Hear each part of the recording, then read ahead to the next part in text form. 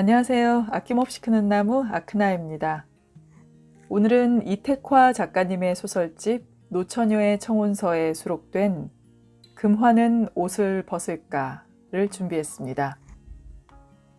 이 단편 소설은 쌀 한 톨 없고 빵 한 조각 없어도 옷만 있다면 기분이 좋아지는 주인공 금화의 이야기입니다. 병적으로 옷을 사들이는 그녀의 소비병으로 생활마저 궁핍해졌지만 조금만 돈이 생겨도 무의식 중에 옷을 사는 금화입니다. 과연 그녀에게 어떤 일이 있었는지, 그리고 그녀는 과연 옷들을 벗어던질 수 있을지. 오늘의 이야기, 금화는 옷을 벗을까 시작하겠습니다. 목욕탕에서 몸 닦은 수건들을 아무렇게나 던져놓은 형상으로 쌓여있는 옷가지들 속에서 밑손이 상표를 발견하고 각종 뜨개실로 엮은 고급스러운 특유의 문양을 보자 금화는 신들린 여자의 눈빛처럼 안광에 광채가 인다. 20대 후반의 날씬한 여자도 금화와 동시에 원피스의 한쪽 끝을 잡아당기고 있다. 금화는 절대로 빼앗길 수 없다는 절대절명의 심정이 되어 원피스를 낚고챈다. 득이의 미소를 지으며 계산대로 걸어가 어깨를 으쓱 치켜 세운 채 조심스럽게 물건들을 놓는다. 이 물건들은 완전 세일 상품이라 교환도 환불도 안 됩니다. 금화는 판매원의 말에 고개를 끄덕거리며 절대 그런 일은 일어나지 않는다는 의지를 담아 알고 있어요 하며 샘을한다. 루이비통 가방, 버버리 목도리, 펜디 벨트, 미소니 원피스, 프라다 신발이들은 까만 비닐백을 들고 왕창 세일장을 나온다. 명품을 흉내낸 가짜 상품들이지만 모양이나 색깔이 명품과 너무나 유사한 물건들을 소유했다는 즐거움으로 오랜만에 가슴이 터질 것 같다. 미소니 원피스에 펜디 벨트를 골반에 걸쳐 매고 버버리 목도리를 목 앞에 접어 멋을 내고 루이비통 가방을 어깨에 맨 후 프라다 신발을 신고 외출할 생각을 하자 댐의 만수처럼 흥분이 목구멍까지 차올라 침을 꿀꺽 삼킨다. 이런 낙이 없이 무슨 재미로 살아. 이런 흥분과 만족이 없는 건 죽은 나야. 싫어. 인젠 그렇게 살지 않을 거야. 참고 견디던 시간들을 생각하며 몸을 부르르 떤다. 환상적으로 맞춰진 퍼즐 같은 오늘의 쇼핑몰에 원피스가 빠졌다면 어쩔 뻔했는가. 아찔한 생각에 비닐백을 열고 원피스를 찾아 확인한다. 원피스는 다른 물건들과 함께 얌전히 비닐백 속에 있다. 금화는 비닐백을 가슴에 꼭 안는다. 머리끝부터 발가락 손가락 끝, 말초 신경까지 행복하고도 짜릿한 감각이 왔다가 사라지고 왔다가 사라진다. 걸음을 놓다가 벨트의 문양이 어설프게 떠오르자 주변을 휘이 둘러본다. 금화가 집으로 가던 길이 마침 천변이어서 장의자들이 눈에 띈다. 뛰어가고 싶은 심정을 억제하면서 한 발 한 발 꼭꼭 눌러 걸어 장의자 앞에 도착했다. 발자국마다 흥분의 기운이 먼지를 만들어 날린다. 다시 한번 주변을 둘러보고 비닐백에서 물건들을 꺼내놓고 살피기 시작한다. 표면을 만져보고 코끝에 가져다 냄새를 맡고 볼에 대어 본다. 오랜만에 산 물건들이 금화는 환장하도록 마음에 든다. 몸에 걸치고 싶어 더는 참을 수 없다.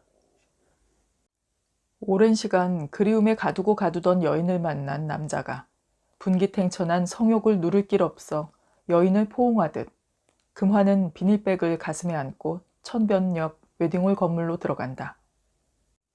화장실에 들어가 옷을 갈아입는다. 입던 옷을 비닐백에 넣어들고 거울 앞에 선다. 금화는 미소니 원피스에 벨트를 골반에 걸쳐 매고 버버리 목도리를 목 앞에 접고 루이비통 가방을 어깨에 맨 후 프라다 신발을 신은 자기를 거울 속에서 본다. 40대의 허리살을 미소니 원피스는 그대로 드러나게 하고 골반의 펜디 벨트는 드러난 중년의 굵은 허리를 더욱 강조하고 있다. 체크 무늬의 버버리 목도리는 미소니 원피스의 무늬와 서로 겨루는 형세가 되어 조화를 이루지 못하고 어지럽다. 루이비통 가방의 색깔은 무난하게 튀지 않는 자리를 차지하고 있으나 전체 균형에 비해 너무 크고 납작한 프라다 신발은 그녀의 키를 낮춰 그녀를 내모지게 하는데 일조한다. 그러나 금화는 미적 조화라는 기준으로 자기의 모습을 판단하지 않는다. 몸에 걸친 물건들이 자신의 소유라는 것에 지극히 만족한다. 모델처럼 걷기도 하고 손을 허리에 대고 윗몸을 틀어 섹시한 표정을 짓기도 하고 군중을 향해 손을 흔드는 여왕처럼 미소를 보내기도 한다.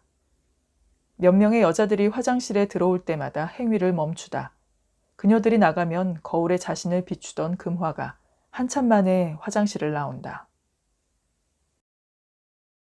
주변을 쓱 훑어보고 몇몇 사람들이 서성거리고 있는 로비를 지날 때의 걸음걸이는 들어올 때의 걸음걸이와 다르다. 누구 하나 관심을 두지 않는데도 눈을 지그시 내려깔고 어깨를 으쓱 들어올린 채 허리를 곧게 펴고 발걸음을 천천히 놓는다. 부푼 풍선처럼 당당함이 걸음걸이마다 들어있다.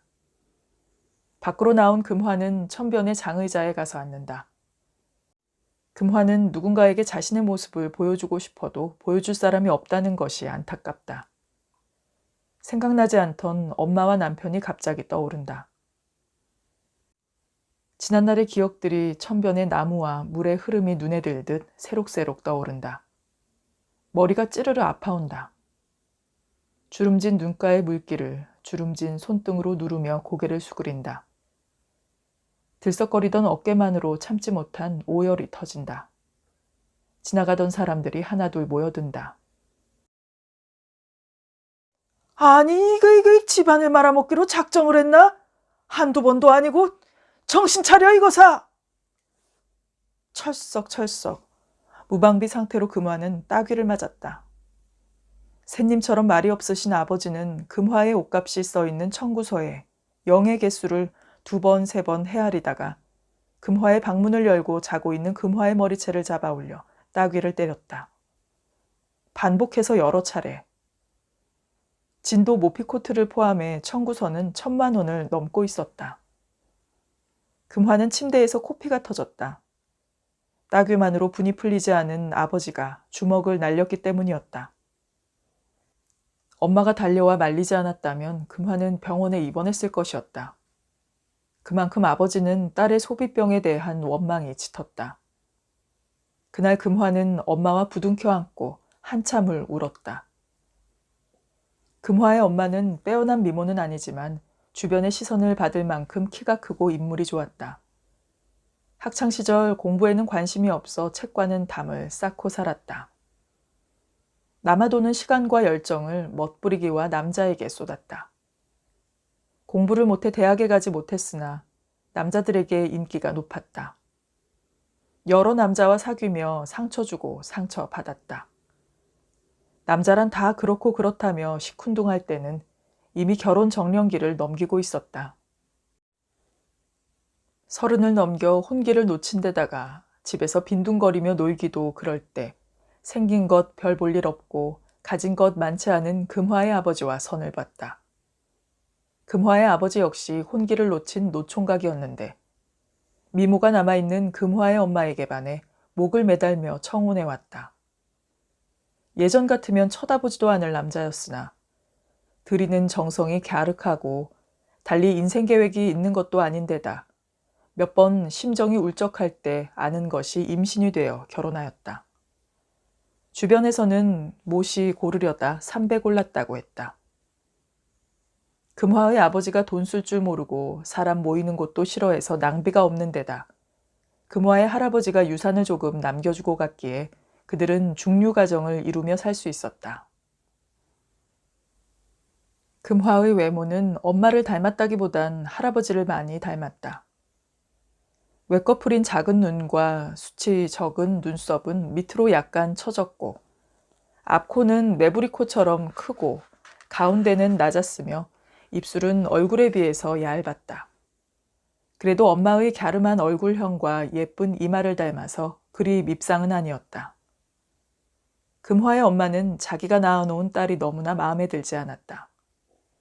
처음에는 아기의 얼굴을 보려고도 하지 않았다. 젖을 물리려고도 하지 않았다. 그러나 혼전 문란한 남자 관계로 인한 것인지 자연 발생적인 것인지 유전적인 것인지 아무튼 자궁근종으로 수술을 받고 더 이상 아기를 낳을 수 없게 되자 금화에게 정성을 쏟기 시작했다. 금화의 머리를 기르게 해서 온갖 머리핀으로 장식했고 시내를 누벼 예쁜 공주복을 사서 입혔으며 그 당시 구하기 힘든 구두를 사서 신겨 외출하였다. 금화가 외출하면 사람들이 돌아보았다. 살기 어렵던 시절 화사하게 멋부린 꼬마 아기가 희귀했기 때문이었고 아기들은 못생겨도 귀여웠기 때문이었다. 금화는 엄마의 보호 아래 지낼 수 있었는데 아버지와의 갈등이 심했다. 선천적으로 낭비를 싫어하다 못해 증오하는 아버지는 금화의 엄마와 딸의 행동을 이해할 수 없었다. 금화는 옷가지를 사다가 아버지가 모르는 곳에 감췄다가 아버지가 출근하면 입곤 했다.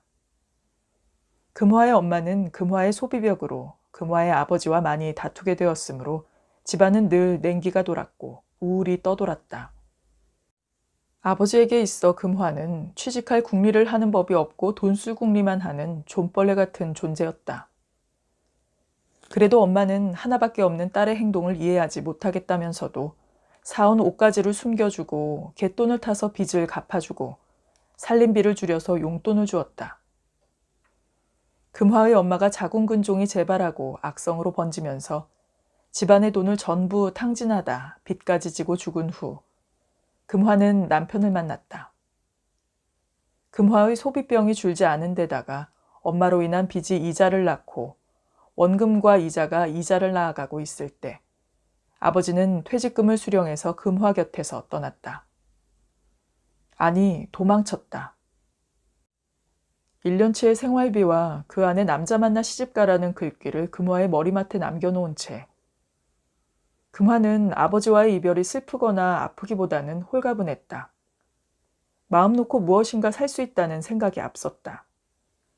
1년치의 생활비는 석 달도 못 가 바닥이 났고 배고픔과 걱정이 밀물처럼 밀려왔을 때 남편을 만났다.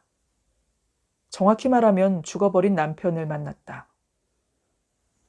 금화가 입은 비싼 옷과 가방과 구두를 보고 부잣집 딸인 줄 알고 쫓아다니던 남편 태주는 택시기사였다.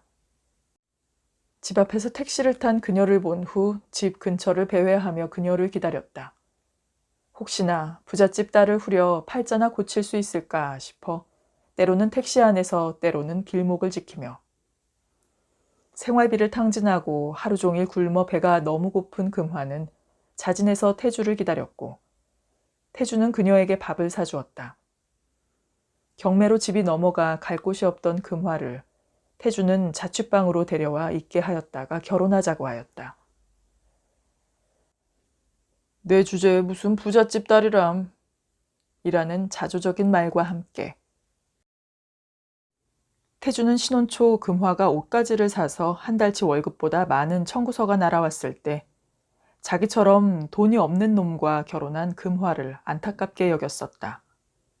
잘 살던 과거의 습관을 버리지 못해 일시적으로 일어난 이해할 수 있는 일로 여겼었다.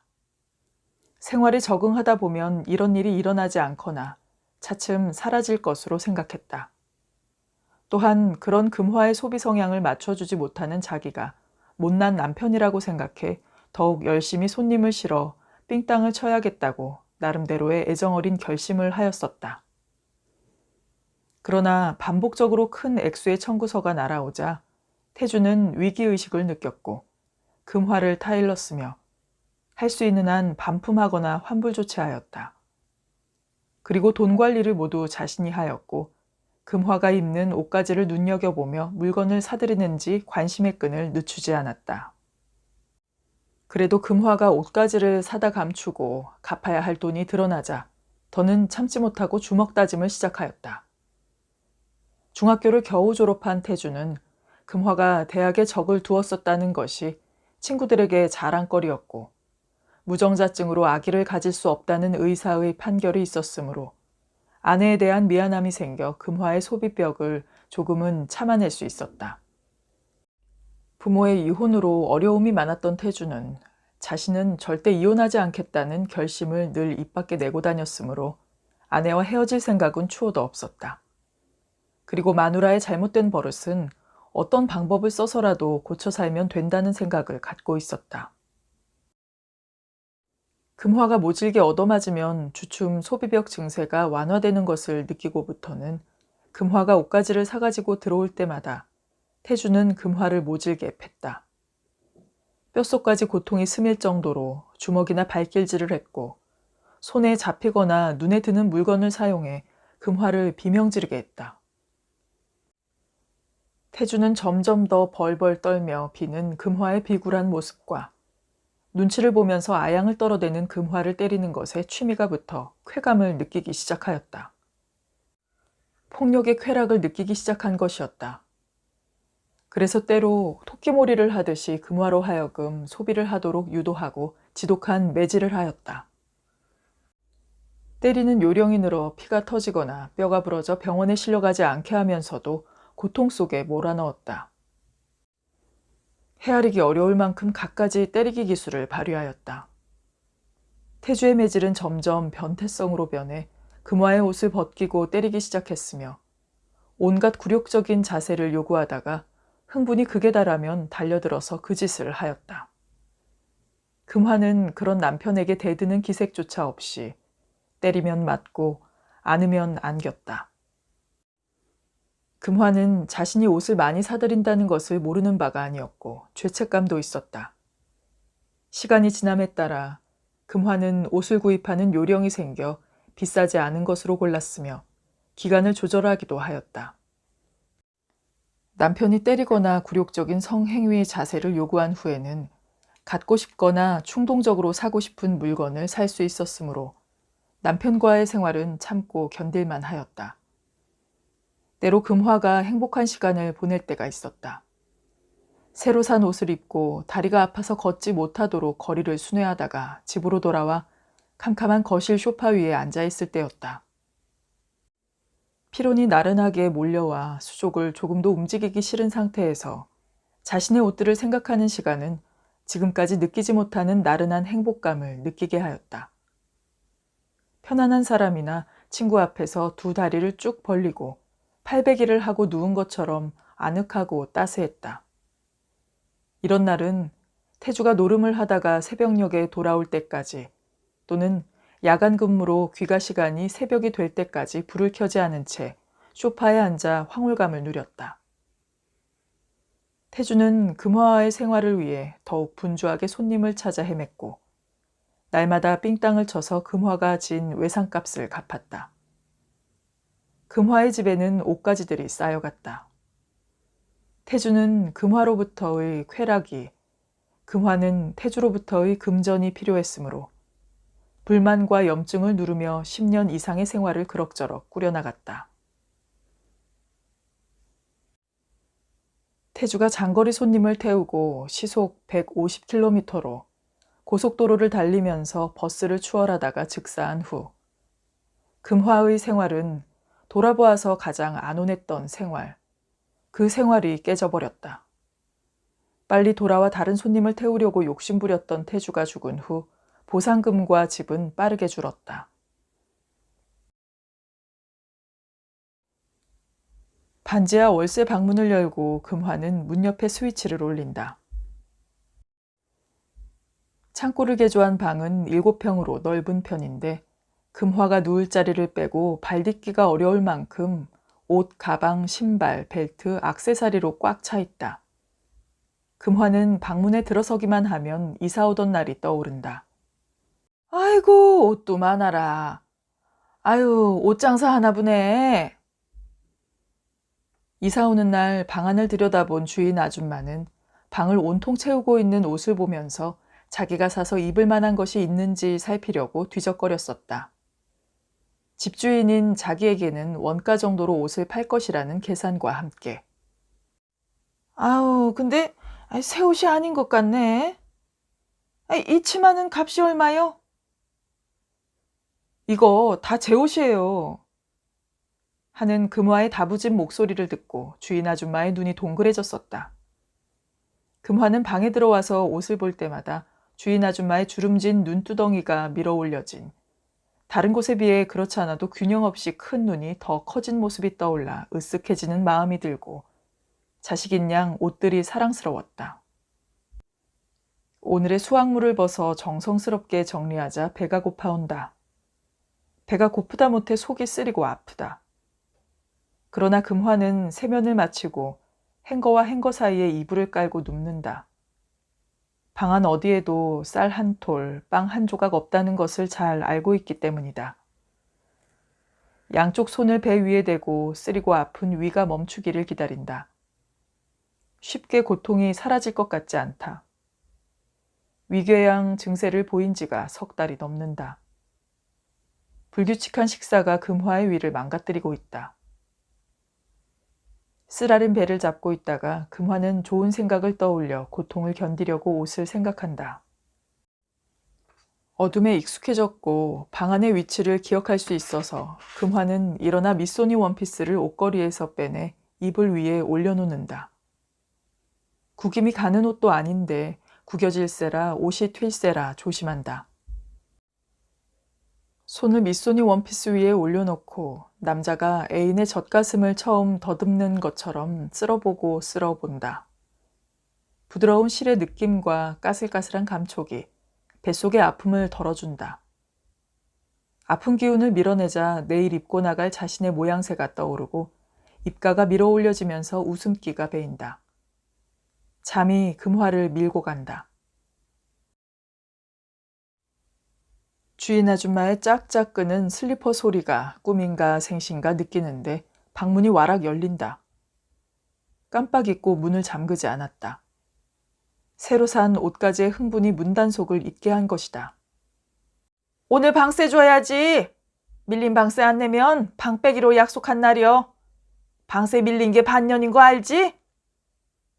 금화는 가슴이 덜거덕거린다.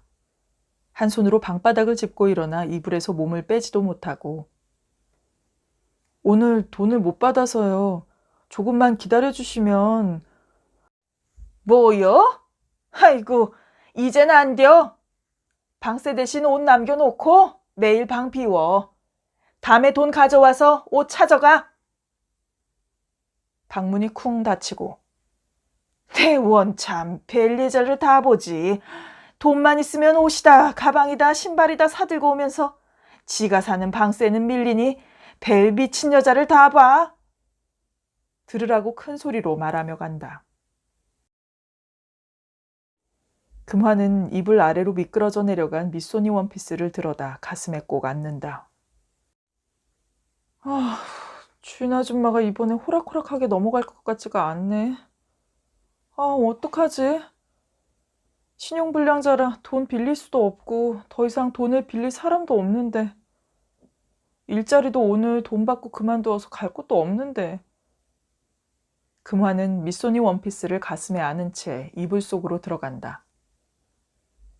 가을이 가고 겨울이 오고 있어 한기가 엄습한다. 냉기가 돌자 두 팔로 원피스를 꼭 끌어안고 옆으로 누워서 두 다리를 최대한 배 쪽으로 끌어올려 몸을 공처럼 구부린다. 손을 풀어 이불을 머리 끝까지 올린다. 어머니 텐에 안 생명체처럼 구부린 자세로 외출하는 자신의 모습을 눈앞에 그려보고 그려본다. 금화는 돈 걱정을 하다가 옷가지들을 어떻게 어울리게 입을 것인가 즐겁게 생각하다가 걱정을 하다가 즐겁게 생각하다가 걱정을 하다가를 반복했다. 잠들 무렵엔 옷만 생각하자, 옷만 생각하자 하고 주문을 외우자 거짓말처럼 걱정은 사라지고 노곤하게 잠 안으로 빨려든다. 금화는 박수를 받고 있다. 알 것도 같고 모를 것도 같은 아줌마 아저씨들이 금화를 둘러싸고 박수를 치며 웃고 있다. 금화의 옷에서는 황금빛 광채가 나고 있다. 금화가 걸음을 걸으면 아줌마 아저씨들이 길을 비켜주면서 계속 박수를 쳐댄다. 으쓱해져서 몇 걸음 더 놓다가 손이 허전해 주변을 둘러보니 엄마가 환하게 웃으며 손을 잡는다. 엄마에게 자신만만한 미소를 보내면서 금화는 깨어난다. 같은 꿈의 반복이다. 감독과 배우는 늘 같고 각색이 약간 바뀌는 이런 유형의 꿈을 금화는 지금까지 10번도 더 넘게 꾸었다. 이런 꿈을 꾸었다고 특별히 좋은 일이 일어나거나 나쁜 일이 생기는 법은 없었다. 그러나 이 꿈의 영상들을 놓치기 싫어서 금화는 꿈을 꿀 때마다 잠자리를 쉽게 털어내지 못했다. 꿈의 장면 하나하나를 떠올리면서 발가락 끝조차 움직이려 하지 않았다. 자물통으로 잠글 껴! 옷가지는 돈 가지고 와서 찾아가! 방문 안에서 주인 아줌마의 기척을 가늠하다 얼른 빠져나오는 금화를 주인 아줌마가 놓치지 않고 따라 나오며 금화의 뒤통수에 대고 소리 지른다. 너무 원망 말어. 나도 봐줄 만큼 봐줬으니께. 사람이 염치가 있어야지, 염치가. 금화는 길거리 광고신문인 교차로, 화재, 가로수 등을 돌고 황홀한 심정으로 사서 입은 물건들을 3시간 이상 만져보고 음미하던 장의자에 앉아 볼펜으로 금을 그으며 일자리를 찾는다. 1시간이 채 안 되게 일자리를 뒤적이던 그녀는 시내버스를 타고 면접을 보러 간다. 금화가 일어난 의자는 금화의 체온이 전이된 따스한 온기를 금세 겨울찬 기운에 빼앗기고 찾는 이가 없어 쓸쓸하다. 음식을 잘 만들지 못하는 금화는 주방 아줌마가 될 수도 없고 차라리 몸을 파느니 혀 깨물고 죽겠다는 입버릇처럼 자존심 때문에 몸을 팔 수도 없었기에 식당 허드렛일을 찾아 나선다. 지난번에는 1달 가까이 다리품을 판 후에 식당 허드렛일을 겨우 얻었었다. 고무장갑을 끼고 설거지를 해야 했고 행주를 들고 탁자를 훔쳐야 했으며 눈치 있게 주문을 받아오고 주문한 음식을 머리에 이고 배달하는 고된 일터였다. 아침 8시에 출근하고 저녁 11시가 되어야 퇴근할 수 있는 그녀의 일은 그녀의 옷들을 구겨지게 했고 얼룩지게 했다. 주문한 음식을 배달하러 가면 옷의 메이커를 알아보는 사람이 있어 가끔 기분이 좋아지기도 했지만 그녀가 아끼는 옷을 입고 일할 수 있는 곳이 아니었다. 주인은 편한 옷으로 갈아입으라고 자기의 옷가지를 챙겨왔지만 금화는 거절했었다. 어떻게 이런 옷을 걸칠 수가 있어? 난 죽어도 못 입어. 입 밖으로 목소리를 내지는 않았으나 심하게 도리질하는 금화의 태도와 얼굴 표정에서 나타나는 거부는 주인에게 전달되고도 남았다. 주인은 금화가 마음에 차지 않았다. 옷가지를 거부해서만이 아니었다. 일하다가 옷을 털고 있는가 하면 손님이 실수해서 음식물이 튀거나 물이 튀면 사색이 되어서 얼룩이 졌다고 짜증을 내는 금화를 좋아할 음식점 주인은 없었다. 싹이 노랗다고 판단한 주인은 금화를 일주일 만에 일당으로 계산해 돈을 주고 그만두게 하였다.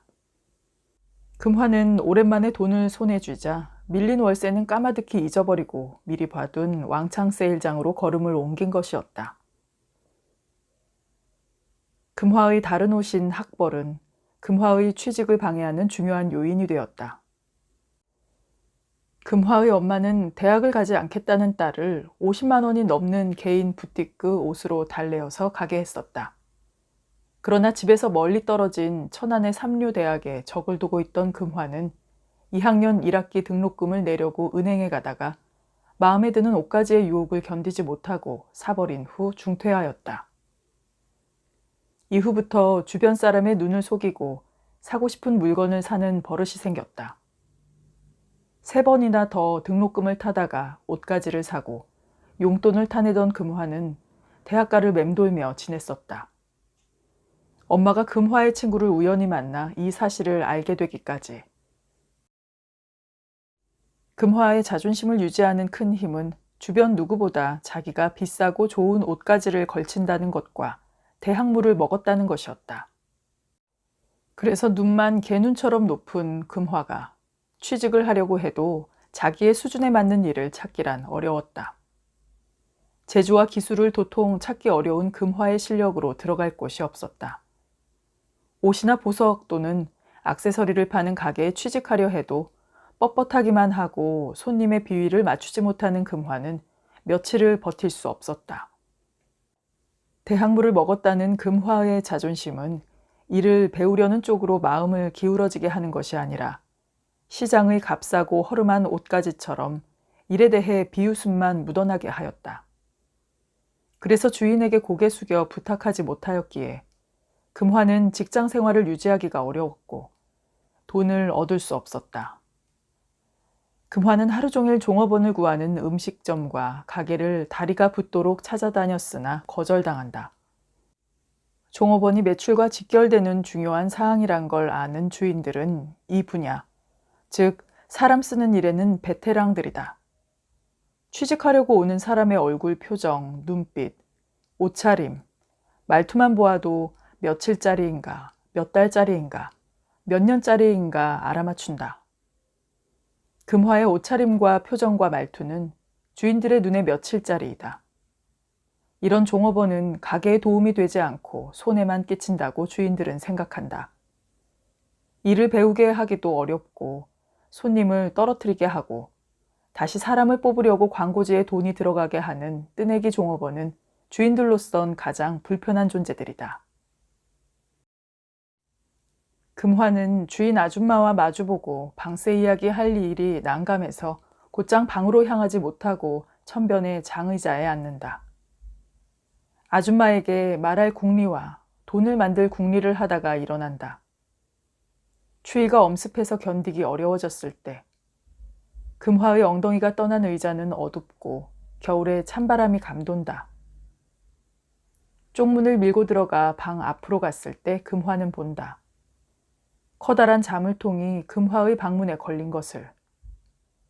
자물통을 흔들어 보다가 절대 열릴 것 같지 않은 견고함에 무섬증이 인다. 금화에게 있어서 그 안에 들어있는 옷가지들과의 이별은 생각해보지도 않았고 있을 수도 없는 일이기 때문이다. 금화는 한달음에 주인 방으로 달려가 노크도 없이 방문을 팍 연다. 문 좀 따주세요. 내 옷들이 거기에 있다고요. 내 물건들이 거기 있단 말이에요.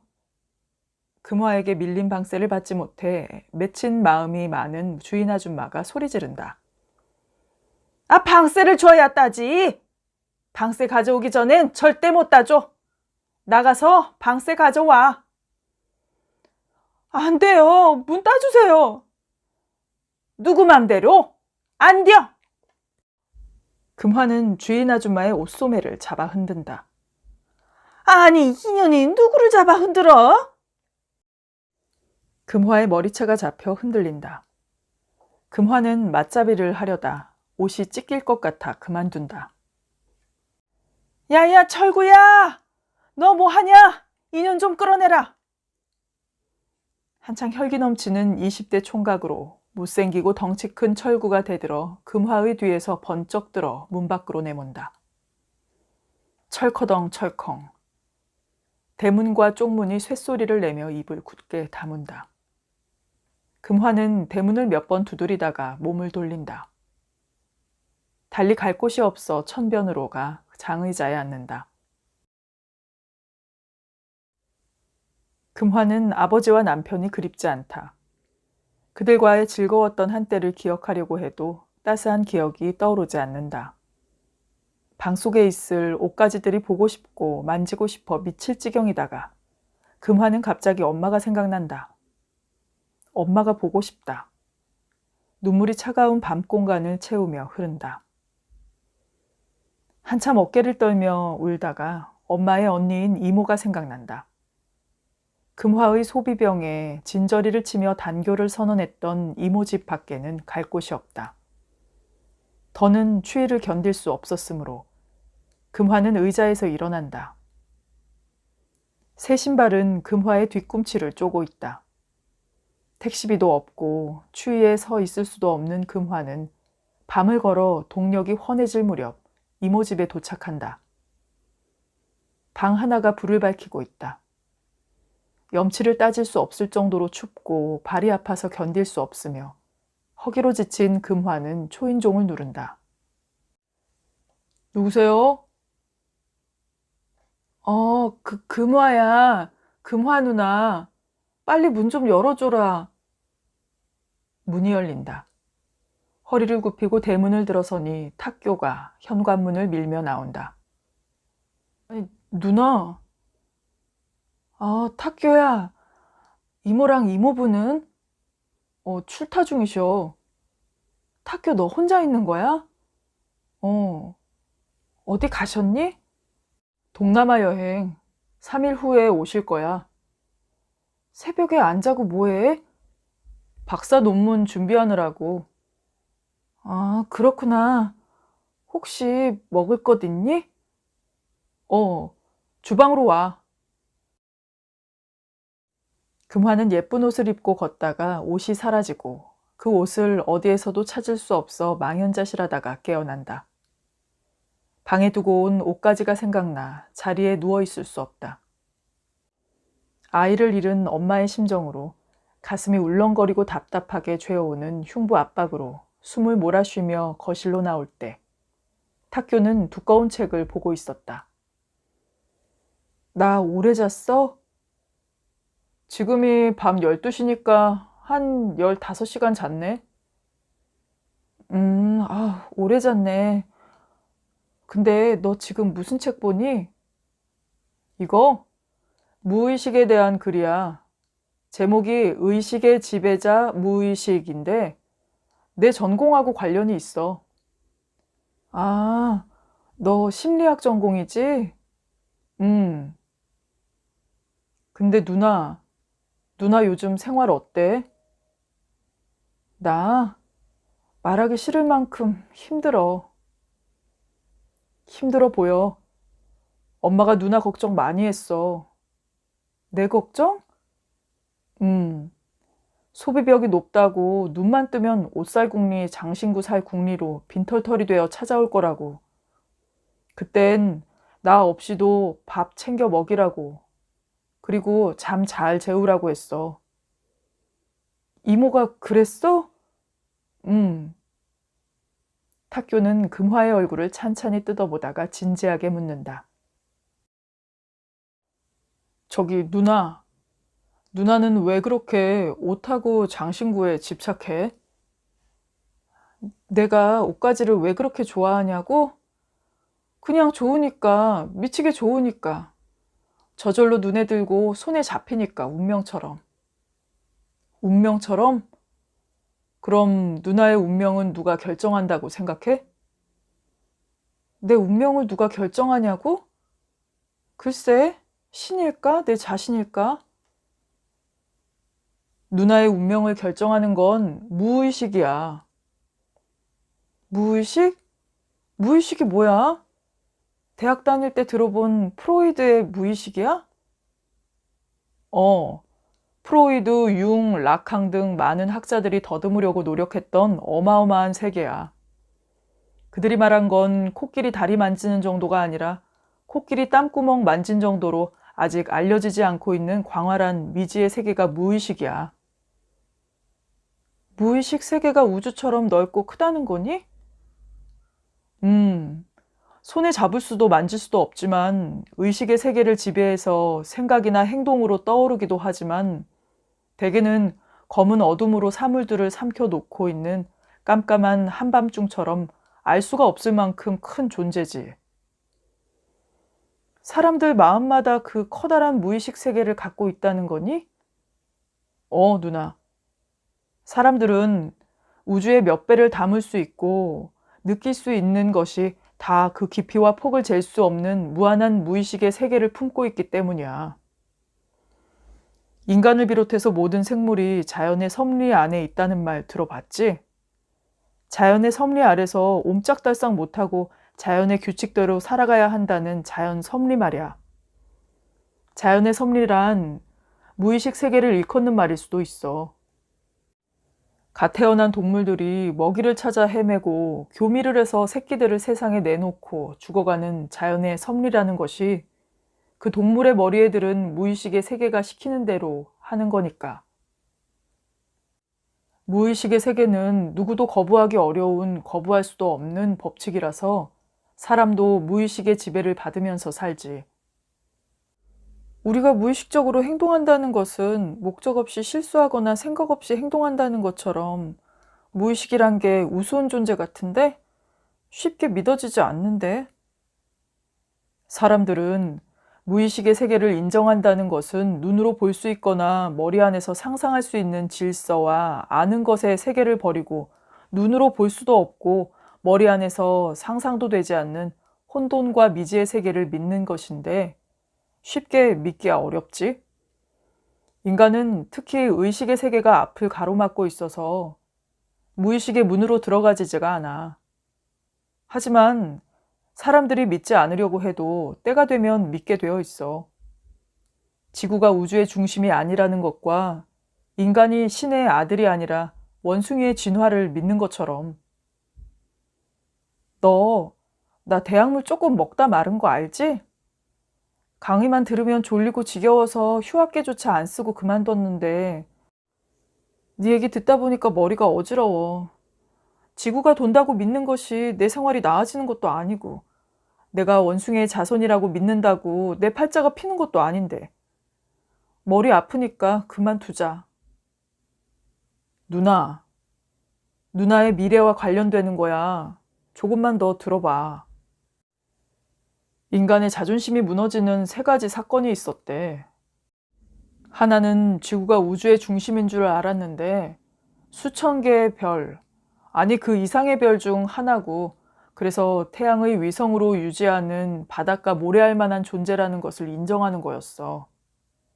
또 하나는 신의 아들로 다른 동물과는 다른 위대한 존재가 인간인 줄 알았더니 그 조상이 원숭이, 아니 더 나아가서 단세포 동물이라는 것을 인정하는 거였지. 여지없이 자존심이 무너진 인간들이 그래도 자신은 의지를 내세우면서 미래를 개척하고 있다고 자부심을 가지며 살았지. 그러나 이런 행동조차 자신의 의지로 나아가기보다는 미리 입력된 컴퓨터의 코드처럼 무의식의 지배 아래 놓여 있다는 것을 인정해야 한다는 거야. 자신의 생각이나 행동이 자기의 의지로 되는 것이 아니라서 무의식의 지배 안에 있다는 걸 인정해야 한다는 것은 인간의 마지막 자존심까지 여지없이 짓밟히는 일대 사건이었다고 할 수 있어. 더 이상 인간의 자존심이 내려갈 수도 없는 마지막 사건이 무의식의 인정이야. 아니 그럼 우리는 자존심을 세우지 말고 무의식이 시키는 대로 살라는 얘기니? 아니야. 오르면 내려가고 내려오면 오를 길이 있듯이 자존심의 바닥까지 긁힌 인간이 자존심을 회복할 수 있는 길은 무의식을 알고 인정하는 거야. 무의식을 인정한다고 팔자가 바뀌니? 운명이 바뀌어? 옷이 생겨? 무의식을 인정하면 팔자나 운명을 바꿀 수 있어. 자기 자신의 무의식 세계 중 하나가 기질일 수 있어. 기질이 누나가 말하는 팔자나 운명을 만드는 기본 틀일 수 있잖아. 무엇이든 침착하고 끈기 있게 물고 늘어지는 기질을 가진 사람이 있다고 치잔 말이야. 누나도 잘 아는 심호 같은 사람이 여기에 속할 거야. 내 친구 형 심호 알지? 세무사 돼서 돈 잘 번다는 심호? 심호 형은 관심 있는 것이 생기면 정말 끈질기게 붙잡고 늘어져서 끝까지 해내는 사람이거든. 그 형이 세무사가 되지 못했어도 어느 방면이든 끈기 있게 해냈을 거야. 형의 기질이 형의 인생을 만들어간 거잖아. 반대로 노는 거 좋아하고 귀찮은 일은 죽어도 하지 않으려는 기질을 가진 친구 구호는 당구장 하며 지내거든. 심호 형한테 당구장 하면서 지내라면 만족하며 살았겠어. 분명히 형의 기질이 시키는 대로 연구하고 분석하는 쪽으로 흘러갔을 거야. 반대로 구호 보고 세무사 되기 위해서 공부하라고 하면 아마 차라리 죽겠다고 할걸? 이처럼 기질은 그 사람의 직업을 선택하게 하고 그에 따라서 사람과의 만남이 달라지는 거고 운명이 결정되는 거야. 그런데 그 기질을 구성하는 그 사람의 특성들이 그의 무의식에 담겨있는 코드 중에 하나라는 거야. 무의식은 기질뿐만이 아니라 이 우주의 모든 비밀을 다 간직하고 있다고 생각해. 이런 세계를 알면 우리가 어떻게 해야 하는가를 알 수 있고 해야 할 일을 알고 있으면 운명을 바꿀 수도 있지. 치, 무의식으로 운명을 바꾼다고? 정확히 말하면 무의식을 의식으로 바꿔야만 운명을 바꿀 수 있어. 아니, 무의식을 의식으로 바꿔야 한다니. 무의식을 어떻게 의식으로 바꿔? 예를 하나 들어볼게. 어떤 남자가 어떤 여자를 보고 첫눈에 반했다고 가슴을 콩닥이면서 행복해하는 경우가 있잖아. 연속극이나 소설에 많이 등장하는 것처럼 말이야. 근데 왜 똑같은 여자를 보고 어떤 남자는 가슴을 벌떡거리면서 흥분하고 어떤 남자는 관심이 없을까? 생각해 봤어? 그거야 그냥 좋은 거 아니야? 운명처럼 끌려서? 이유 없이 좋은 거겠지 뭐. 이유를 분석하고 분류해서 따지지 않아서 그렇지. 세상 어느 이치에 이유나 원인이 없겠어. 심리학에선 남자의 무의식에는 이상적으로 여기는 여성상이 있다는 거야. 아니마라고 하는데 그 여성상과 맞아 떨어질수록 사랑의 떨림으로 이끌린다는 거지. 여자도 마찬가지로 이상적인 남자상을 아니무스라고 하는데 똑같은 현상이 벌어진다는 거야. 결국 무의식에 있는 이상적 여인상이 사랑하는 여자를 선택하게 한다는 거니? 맞아. 그래서 와일드하고 폭력적인 맹금류 같은 남자를 사랑해서 결혼한 여자가 그의 폭력을 피해서 이혼을 해도 다시 사랑하는 남자는 비슷한 유형을 선택해서 다시 결혼하게 되는 경우가 많아. 부드럽고 조용한 사슴형 남자와는 떨리는 가슴을 가질 수 없고 사랑하는 마음이 뜨지 않기 때문이지. 그 여자의 무의식에 있는 아니무스가 그렇게 선택하게 만드는 거야. 네 얘기 듣고 보니까 내 친구 금자가 그런 애네. 그렇게 전 남편한테 얻어맞고도 정신 못 차리고 지금 남편도 거친 남자를 선택했다고 바보 같다고 욕했는데 그런 이유가 있었구나. 특히 남자들은 첫사랑의 이미지를 버리지 못하고 첫사랑과 유사한 여자를 늘 찾는다고 말하잖아. 술집에 가서도 첫사랑이랑 비슷한 여자를 선택해서 술 시중을 받으면서 좋아하거든. 바로 아니마가 그런 선택을 하게 하는 줄도 모르면서. 네가 말하는 아니마, 아니무스를 안다고 운명이 달라지니? 그럼 단 음식을 싫어하는 사람에게 끼니마다 단팥빵이나 사탕을 주면 너무나 고역이지 않겠어? 자기의 아니마나 아니무스가 요구하는 사람과 만나고 결혼한다면 더 행복할 수 있다는 거야. 결혼뿐만 아니라 하는 일마다 안 된다는 사람 있잖아. 그런 사람의 언행을 잘 살펴보면 일을 추진하는 과정에서 순리대로 일이 풀리지 않게 하는 행동이나 생각이 분명히 있어. 그는 의식적으로 말하고 행동하는 거지만 그 바탕에는 그런 말이나 행동을 하게 하는 무의식이 늘 도사리고 있는 거거든. 자신의 말이나 행동의 근본이 되는 무의식을 알고 이해하면 그런 행동을 의식적으로 고칠 수 있는 실마리를 얻을 수 있다는 거지. 이렇게 무의식을 의식으로 떠오르게 해서 의식적으로 말과 행동을 고쳐야 인생이 바뀌는 거야.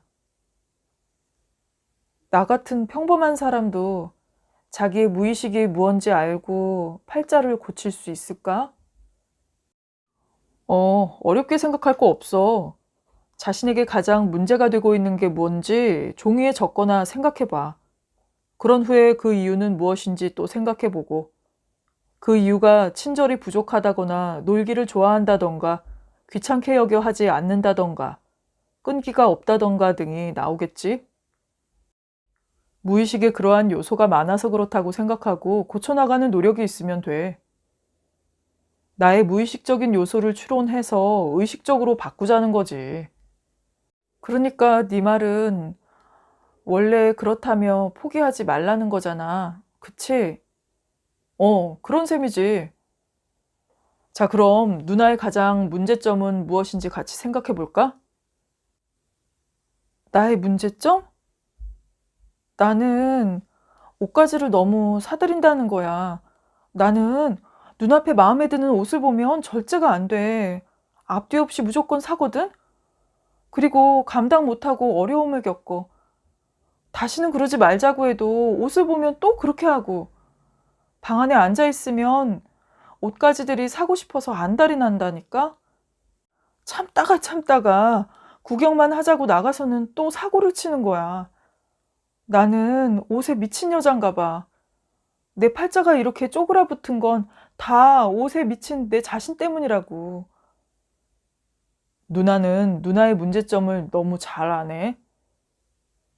얘, 내가 아무리 생각과 행동이 온전치 못하다고 해도 그 정도로 모르겠니? 근데 문제는 옷을 사는 소비병이 고질병이 돼서 고쳐지지 않는다는 거지. 누나가 옷하고 장신구를 사고 난 후에 어려움을 많이 겪는다는 말을 엄마를 통해서 많이 들었어. 왜 누나가 그런 행동을 할까? 내가 분석을 해봤는데 들어볼 거야? 뭐? 네가 내 행동을 분석했다고? 음, 사실은 누나를 모델로 해서 논문을 하나 써서 학회지에 발표를 했거든. 물론 누나 이름을 밝힌 건 아니야. 학문적으로는 용어들이 복잡하고 어려운 단어들이 많아서 누나한테 그 논문을 보여줘도 이해가 잘 안 될 거야. 그래서 내가 쉽게 설명해 줄게.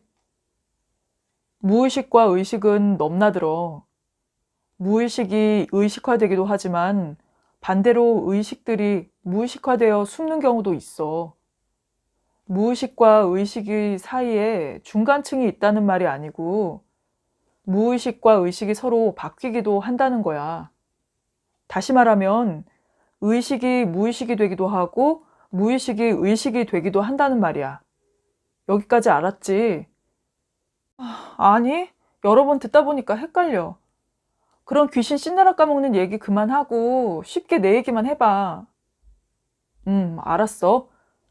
누나는 어릴 때 누나의 엄마가 누나에게 옷을 예쁘게 입히고 몸을 치장시켜서 사람들 앞에 내세우기 좋아했다는 거 알지? 그래, 엄마나 이모가 내가 예쁘게 입고 동네를 한 바퀴 돌면 어른이나 아이들이 다 쳐다보고 칭찬했다고 한 말 여러 번 들었어. 사실 그런 꿈을 여러 번 꾸기도 했고. 누나는 어릴 때 그 일이 생각나? 아니, 전혀 생각나지 않아. 아기 때였다니까. 내 기억에는 없지. 누나의 그 기억들이 억압되어 무의식에 잠겨 있다가 기회가 닿는 대로 의식적인 행동을 하게 만드는 거야. 남자들에게 시시때때로 돋아나는 성욕처럼 무의식은 기회가 생기는 대로 퉁겨져 일어나서 의식적인 말이나 행동으로 나타나거든. 누나의 아기 때 기억은 무의식에 깊이 잠겨 있다가 누나로 하여금 옷가지에 관심을 갖게 하고 소유하게 만드는 거지. 그래서 누나는 무의식이 시키는 줄도 모르고 옷가지를 사들이는 거지. 정말 그런지도 모르겠다. 내 의지와는 상관없이 일이 벌어지는 경우가 많으니까. 의식 안에서라면 그렇게 옷가지들을 사들이지 않을 텐데. 내가 있잖아. 그 순간이 되면 미쳐서 아무 생각 없이 무조건 무의식적으로 사거든? 누나 엄마도 옷을 보면 무척 좋아했다고 엄마가 말하고는 했거든. 아마도 누나의 기질과 같은 무의식의 그 같은 행동을 강화시키는 유전적 요인과 같은 다른 요소들이 더 있을 거야.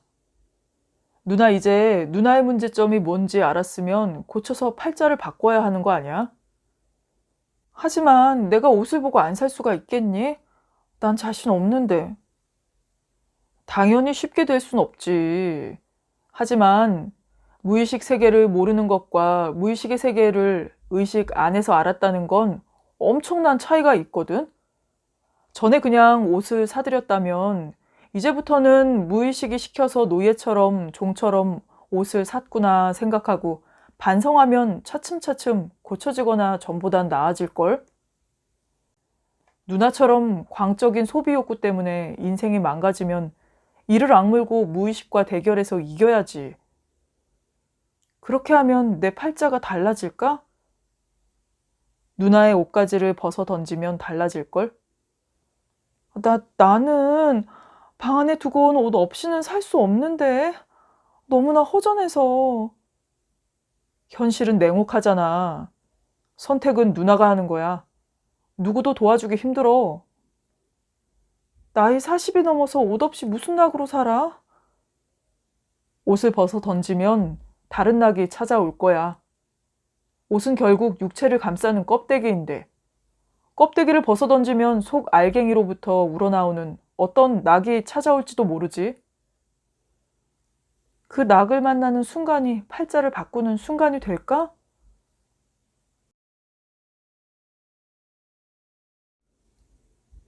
금화는 장의자를 찾아 앉는다. 주변을 둘러보니 나무들이 옷을 벗고 있다. 나무들은 옷을 벗고 입속에 감추었던 뼈와 살들을 보여주고 있다. 나무들이 간직하고 싶은 것은 나무의 뼈와 살인 저 가지들인가? 머물다 떨어져간 잎들은 어디로 흩어져 썩어가나? 나는 뼈와 살 같은 저 가지 같은 내 인생은 버려두고 흩어져 썩어갈 옷가지에만 치중하며 살아왔나? 금화는 한동안 움직일 수가 없다. 장의자는 추위를 금화의 체온으로 따스히 데우고 그 데운 자신의 몸을 금화에게 전달한다.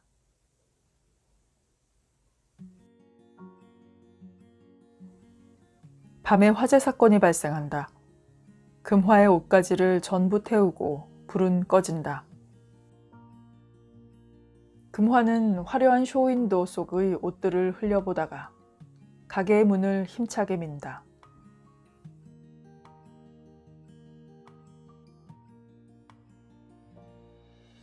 네, 지금까지 금화는 옷을 벗을까 였습니다. 우리 아크나 구독자님들은 의식하지 않으셔도 매일 아크나가 새로운 영상을 올렸나 하고 기대해 주시고 무의식 중에 좋아요의 버튼을 눌러주시면 정말 기쁘겠습니다. 오늘도 아크나의 오디오북과 함께 해주신 여러분 진심으로 감사드리고요. 다음 시간에 재미있는 작품 들고 찾아오겠습니다. 감사합니다.